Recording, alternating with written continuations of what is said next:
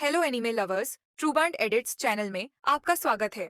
आज हम एक धमाकेदार नया एनीमे शुरू कर रहे हैं, जिसे पहले से ही साल के सबसे अच्छे एनीमे में से एक कहा जा रहा है, जिसका नाम है गाचियाकुटा। तो चलिए इस एनीमे की कहानी में गोता लगाते हैं। एपिसोड नंबर 1 से शुरू करते हैं। एपिसोड की शुरुआत में हम एक लाइन देखते हैं जिसमें लिखा है कि ऐसा माना जाता है कि अगर आप किसी चीज की अच्छे से देखभाल करते हैं तो उसे आत्मा मिल जाती है, लेकिन अगर आप उस चीज को कचरे की तरह फेंक देते हैं तो उसका क्या होता है। उसके बाद हम एक शहर देखते हैं जो बहुत शानदार दिखता है। सभी ने साफ सफेद कपड़े पहने हुए थे, जैसे इस शहर में गंदगी का कोई नामो निशान ही ना हो। इस शहर के एक घर में एक छोटी लड़की थी जिसकी नई गुड़िया थोड़ी फट जाती है। इसे सिलाई करके आसानी से ठीक किया जा सकता था, लेकिन ये लोग काफी अमीर हैं, इसलिए वे एक नई गुड़िया खरीद सकते हैं और फटी हुई गुड़िया कचरे में फेंक दी जाती है।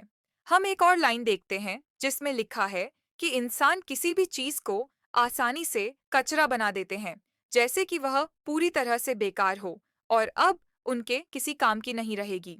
वे दूसरे इंसानों के साथ भी ऐसा ही करते हैं। खैर, यह कचरा एक सुरंग के जरिए एक ट्रक में इकट्ठा किया जा रहा था और ट्रक उसे एक वेयरहाउस में डाल देता है। इसी बीच हम एक नकाबपोश लड़के रूडो को भी देखते हैं, जो इस एनीमे का मुख्य किरदार है। रूडो वेयरहाउस के अंदर जाता है और कचरे में कुछ ढूंढने लगता है, लेकिन एक गार्ड उसे पकड़ लेता है। गार्ड को एहसास होता है कि यह वही कचरा चोर है जो उनके खूबसूरत शहर को गंदा कर रहा है। वह अलार्म बजाता है और रूडो को सरेंडर करने के लिए कहता है, लेकिन रूडो उन पर कचरा फेंकता है और भागने लगता है। वे उस पर गोली भी चलाते हैं, लेकिन रूडो भागने में कामयाब हो जाता है। वह काफी तेज था। एक गोली उसके हाथ को छूकर निकल जाती है, लेकिन रूडो फिर भी बच निकलने में कामयाब हो जाता है। बाहर निकलकर रूडो खुद से बड़बड़ाता है, मैं किसी को नुकसान नहीं पहुंचा रहा हूँ कमीनों। हम देखते हैं कि रूडो सिर्फ फटी हुई गुड़िया लेने गया था। खैर, शहर बहुत खूबसूरत था और लड़कियां आपस में बात कर रही थीं। क्या तुमने सुना? वह कचरा चोर कल फिर आया था। वैसे भी कचरा कौन चुराता है? वह जरूर ट्राइब फोक में से कोई होगा। अब एक आदमी उनकी बातें सुन रहा था। उसके कपड़े थोड़े गंदे थे, क्योंकि वह आदमी भी ट्राइब फोक में से एक था। ये लोग कबीले के लोगों को नीचा समझते हैं। लड़कियां कहती हैं, देखो वह कितना गंदा दिखता है। ये लोग हमारी जमीन पर क्यों आते हैं? वह आदमी, रेगाटो, एक गेट खोलता है और चला जाता है और हम देखते हैं कि वहां एक बड़ी दीवार थी और दीवार के दोनों तरफ जमीन आसमान का फर्क था। एक तरफ सब कुछ आलीशान और सुंदर था, जबकि दूसरी तरफ सब कुछ गंदा, पुराना और टूटा फूटा था। असल में इस तरफ अमीर लोग रहते थे और दूसरी तरफ गरीब लोग, और इन गरीब लोगों को कबीले के लोग कहा जाता है। इस तरफ के लोग भी कचरा चोर के बारे में बात कर रहे थे। उन्हें चिंता थी कि वह उनके लिए मुसीबत ला सकता है। इसी बीच हम रूडो को देखते हैं, जो गुड़िया ठीक करने में व्यस्त था। तभी चीवा नाम की एक लड़की उसके पास आती है। चीवा रूडो को फिर से कचरा लाने के लिए डांटने लगती है। शहर के लोग अपने कचरे को लेकर बहुत गंभीर हैं। अगर वे रूडो को पकड़ लेते हैं तो पता नहीं वे उसके साथ क्या करेंगे, इसलिए उसे कचरा चुराना बंद कर देना चाहिए। रूडो कहता है कि अमीर लोग ऐसी चीजें फेंक देते हैं जो बिल्कुल ठीक होती हैं, और रूडो को इस बात का बुरा लगता है।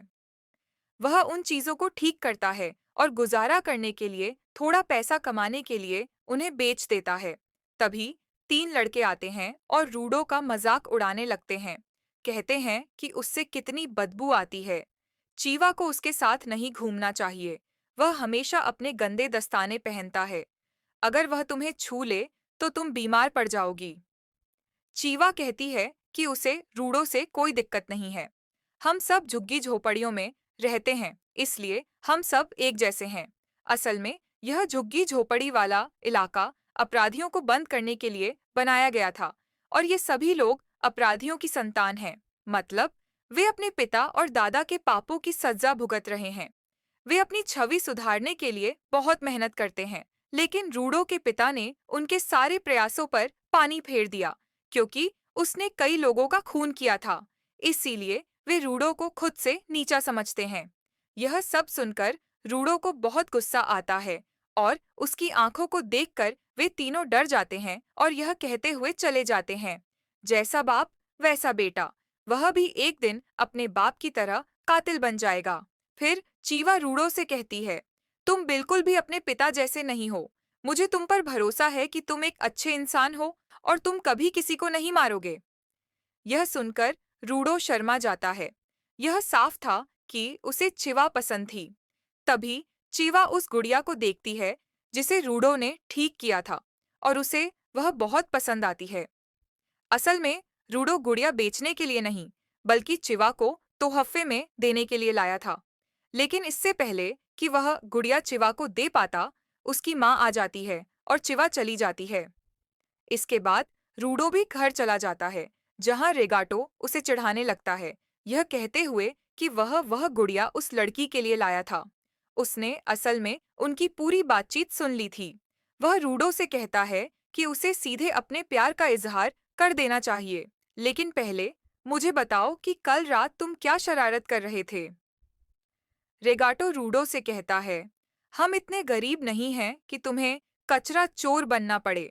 पैसे कमाने का काम मुझ पर छोड़ दो और अपनी जान जोखिम के लिए लाए थे। असल में उसने इनकी सारी बातें सुन ली थी। वो रूडो से कहता है कि उसे सीधे अपने प्यार का इजहार कर देना चाहिए, पर पहले ये बताओ कि कल रात को तुमने क्या गुल खिलाए हैं। रेक्टो रूडो से कहता है कि हम इतने गरीब नहीं हैं कि तुम कचरा चोर बनते फिरो। पैसे कमाने का काम मुझ पर छोड़ दो और अपनी लाइफ को रिस्क में डालना बंद करो। दोस्तों, रेक्टो ने रूडो को पाल पोस कर बड़ा किया है। वो उसका सगा बाप नहीं है, लेकिन उसके फादर जैसा है और रूडो उसकी काफी रिस्पेक्ट भी करता है और उसका बोझ हल्का करने के लिए ही रूडो ये चोरी कर रहा था। तभी रेक्टो नोटिस करता है कि रूडो के हाथ पर चोट आई है। वो रूडो को अपने ग्लव्स उतारने को बोलता है ताकि उसके हाथ पर पट्टी बांध सके। वो उसे चोरी करने से मना करता है क्योंकि अगली बार उसे गंभीर चोट लग सकती है। हम देखते हैं कि रूडो के हाथ बहुत ही अजीब से दिख रहे थे और इसके लिए वो अपने बाप को जिम्मेदार बताता है और इन हाथों को छुपाने के लिए ही वो हमेशा ग्लव्स पहनता है। रेक्टो बोलता है कि बड़ा क्राइम करने का मतलब है मौत की सजा और यहाँ मौत की सजा देने के लिए अपराधी को पिट में फेंक दिया जाता है। सदियों से यही परंपरा है। रूडो के फादर को भी पिट में फेंक दिया गया था, तो रूडो को खुद का थोड़ा ख्याल रखना चाहिए। रूडो याद करता है कि जब से उसने होश संभाला है तब से उसके हाथ काले हैं। कभी कभी उनमें बहुत ज्यादा दर्द भी होता है और लोग उसे अलग नजरों से घूरते हैं। तब रेक्टो ने उसे ये ग्लव्स दिए थे जिन्हें पहनने के बाद से रूडो का दर्द भी कम हो गया और वो रेक्टो का एहसान कभी नहीं चुका पाएगा। रेक्टो फिर से रूडो की टांग खींचने लगता है कि उसे जल्दी चीवा से अपने प्यार का इजहार कर देना चाहिए, वरना उसे कोई और उड़ा ले जाएगा। दोनों इस बात पर बहस करने लगते हैं और हम देखते हैं कि इनके घर के बाहर कोई अनजान शख्स खड़ा था। अगली सुबह रेक्टो रूडो से कहता है कि थोड़ा स्माइल करना सीखो वरना अच्छे नहीं दिखोगे। इसके बाद रूडो उस डॉल को लेकर बाहर निकल जाता है और चीवा को ढूंढने लगता है। उसे पिट भी दिखाई देता है। दोस्तों, पिट एक बहुत ही बड़ा गड्ढा है जिसमें ये लोग अपना सारा कचरा डालते हैं और अगर कोई क्राइम करता है तो उसे भी पिट में फेंक दिया जाता है। पिट इतनी बड़ी और गहरी है कि किसी को नहीं पता कि इसका अंत कहाँ है। इन्हें उसमें अंधेरे के सिवाय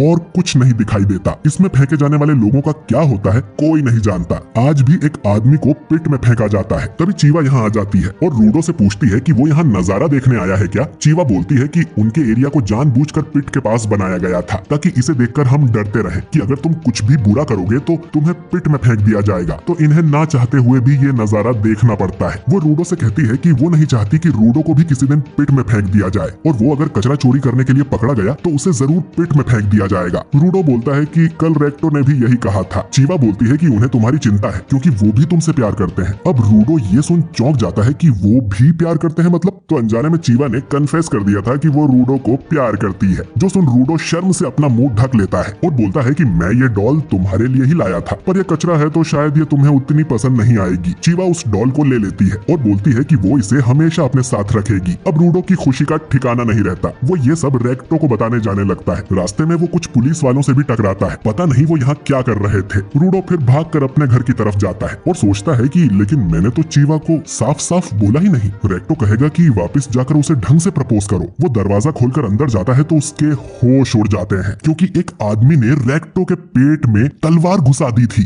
रूडो गुस्से में उस आदमी की तरफ भागता है तो वो उसकी पिटाई करके उसे बांध देता है। उसके पास एक बुक भी थी जिसे लेकर वो यहाँ से जाने लगता है, पर वो रूडो को कुछ नहीं करता। रूडो को रेक्टो की आवाज आती है जो अब भी जिंदा था। वो रूडो से कहता है कि भागो यहाँ से और इस घटिया दुनिया को बदल दो। इतना कहते ही रेक्टो की डेथ हो जाती है। तभी यहाँ पुलिस वाले आकर रूडो को अरेस्ट कर लेते हैं। उन्हें लग रहा था कि रेक्टो को रूडो ने मारा है। रूडो उन्हें समझाने की कोशिश करता है लेकिन वो उसकी एक नहीं सुनते। आसपास के लोगों को भी ये बात पता चलती है कि बाप की तरह बेटा भी एक कातिल निकला। थोड़ी ही देर में रूडो को पिट के पास ले जाया जाता है। इसने न सिर्फ कचरा चोरी किया है बल्कि किसी की जान भी ली है, जो कि बहुत बड़ा पाप है। भले ही जिसे तुमने मारा है वो एक मामूली ट्राइब फॉक था, लेकिन जो भी मर्डर जैसा पाप करेगा वो इस पावन धरती पे रहने के लायक नहीं है, और इसलिए रूडो को मौत की सजा सुनाई जाती है और कहा जाता है कि इस कचरे को तुरंत ही पिट में फेंक दिया जाए। टाउन के लोग भी यही नारे लगा रहे थे। रूडो को तो समझ नहीं आता कि ये सब क्या हो गया। वो भीड़ में चीवा को भी देखता है और उसे बताने की कोशिश करता है कि रेक्टो को किसी ने मार दिया है, तुम्हें उसके कातिल को ढूंढना होगा। पर चीवा बोलती है कि मैंने तुम पर भरोसा किया था, पर तुम सच में कातिल के बेटे निकले। चीवा उसकी दी हुई डॉल वहीं फेंक कर चली जाती है। लोग नारे लगा रहे थे कि इस कचरे को फेंक दो।